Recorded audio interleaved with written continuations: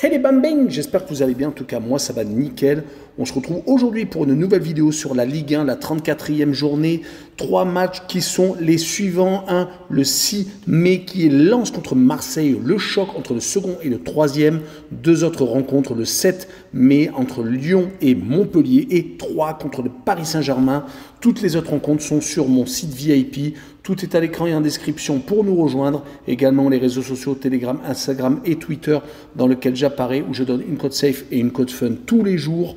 N'oubliez pas vos pronostics et vos critiques positives ou négatives. J'en ai eu une hier, 2 critiques négatives qui étaient assez exceptionnelles. Franchement, je remercie l'auteur, c'était monumental.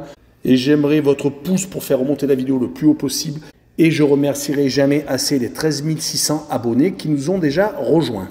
On jette un coup d'œil sur le classement et le Paris Saint-Germain est premier avec 75 points. Deuxième, l'OM avec 70 points, donc 5 points de retard. Donc tout est jouable encore, même s'il ne reste plus que 15 points à distribuer. Mais en tout cas, les dernières journées vont faire vraiment office de juge de paix avec, bien entendu, un Lens Marseille qui va être analysé dans cette vidéo. Le troisième est Lens avec 69 points, donc juste derrière. Quatrième, Monaco qui commence à être décroché avec 61. Cinquième, Lille avec 59. Sixième, Rennes avec 56. Lyon est septième avec 53. Et huitième, Clermont avec 49 en fin de classement. 15e, Auxerre avec 33 points. 16e, Strasbourg avec 32. Ils sont à égalité avec Nantes qui a 32 points également et qui est 17e. 18e, 3 avec 22. Avec 22 points également, Ajaccio qui est 19e et 20e et dernier, Angers avec 14 points qui est déjà relégué. Et on commence par le choc du 6 mai entre Lens et Marseille. Le troisième qui accueille le second, les Lensois vont tout faire pour repasser devant les Marseillais. Ils n'ont qu'un point de retard et ils viennent de gagner leur match en retard en milieu de semaine à Toulouse. 1-0 qui faisait suite à la démonstration contre Monaco où ils avaient gagné 3-0. Si on prend les 10 derniers matchs de Ligue 1, ils n'ont perdu qu'une seule fois, c'était au Parc des Princes. Sinon, ils ont gagné à 7 reprises et ils ont fait 2 matchs nuls pour compléter la série. C'est une formation avec énormément de confiance qui va se présenter contre les Marseillais avec Loïs Openda qui est actuellement un des meilleurs buteurs du championnat de France, qui vient encore de régler la mire contre les Toulousains. Il en est à 18 buts sans avoir marqué un seul penalty, donc c'est encore plus exceptionnel. Si on prend les 5 derniers matchs à la maison, les Lensois n'ont fait qu'un match nul, c'était contre les Lillois lors du derby nordiste. Et ils ont gagné à 4 reprises, 3-1 contre Nantes, 3-0 contre Angers, 2-1 contre Strasbourg et 3-0 contre Monaco. Ils n'auront qu'un seul absent majeur, c'est Abdoul Samed qui finit son dernier match de suspension contre les Marseillais. Du côté olympien, on est énormément confiant pour ce déplacement à l'extérieur, car rappelons-le, les Phocéens à l'extérieur, c'est assez impressionnant. 12 victoires, 3 matchs nuls et une seule défaite, qui était d'ailleurs au Parc des Princes. Ça contrebalance avec le bilan exceptionnel des nordistes chez eux, avec 14 victoires, 1 nul et une défaite. Ils sont d'ailleurs l'équipe numéro 1 chez eux. Et on rappellera que l'OM n'a plus perdu depuis 8 rencontres en championnat, avec 5 victoires et 3 matchs nuls. Les 3 partages de points étaient contre Strasbourg, Montpellier et dernièrement contre Lorient, alors que leur victoire était contre 3 Lyon à la dernière seconde sur un but contre leur camp des défenseurs lyonnais, contre Auxerre dernièrement où ça a été très compliqué et ils s'étaient imposés à Rennes et à Reims.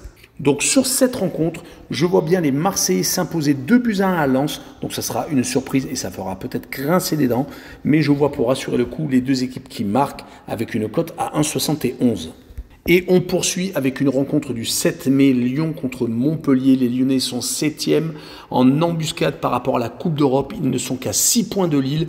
Je dis que 6 points car les Lyonnais reviennent de très loin. Ils étaient perdus pour la nation, mais ils sont en train de remonter au classement. Du côté de Montpellier, par contre, 12e. Ils sont sauvés, ont déjà 11 points de retard sur le premier relégable. Il ne reste donc que 15 points à distribuer, donc ça devrait être jouable. Depuis la nomination de Der Zakarian, ils ne sont plus la même équipe. On prend les résultats des 2 dernières équipes. Lyon, sur les 5 derniers matchs, toutes compétitions confondues, une élimination à Nantes, une défaite 1-0 et une défaite contre l'OM dans les derniers instants. Sinon, c'est 3 victoires contre Rennes, Toulouse et à Strasbourg.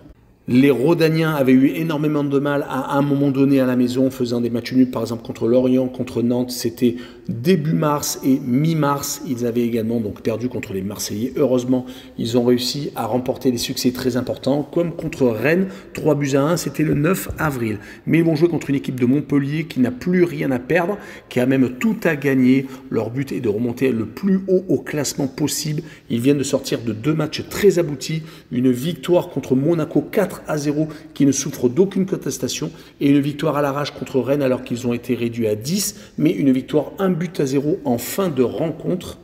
Et depuis l'arrivée de Der Zakarian, début février, c'était contre Brest, une victoire 3-0.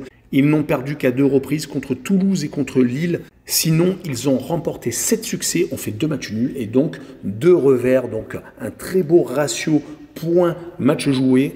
Et rappelons-le que Montpellier était venu faire un but partout au Vélodrome. Et donc avec cette victoire à Monaco dernièrement, on sait qu'ils sont capables de tout contre les gros à l'extérieur. Et sur ce match-là, je vois bien un but partout. Et pour assurer le coup, je vois bien Montpellier marquer le plus de 0,5 buts sur le match. Une cote à 1,47. Et on finira avec la rencontre 3 contre le Paris Saint-Germain, également le 7 mai. Les Troyens sont relégables et ont malheureusement quasiment plus aucun espoir de se maintenir. Il va falloir absolument remporter une victoire contre le Paris Saint-Germain et remporter les dernières rencontres de championnat. Ça va être très dur, surtout qu'ils viennent encore de perdre à la maison contre Nice, 1-0. Ils n'ont plus gagné depuis 14 rencontres à la maison. Ils n'ont d'ailleurs gagné qu'une seule fois, c'était contre Angers 3-1 le 28 août.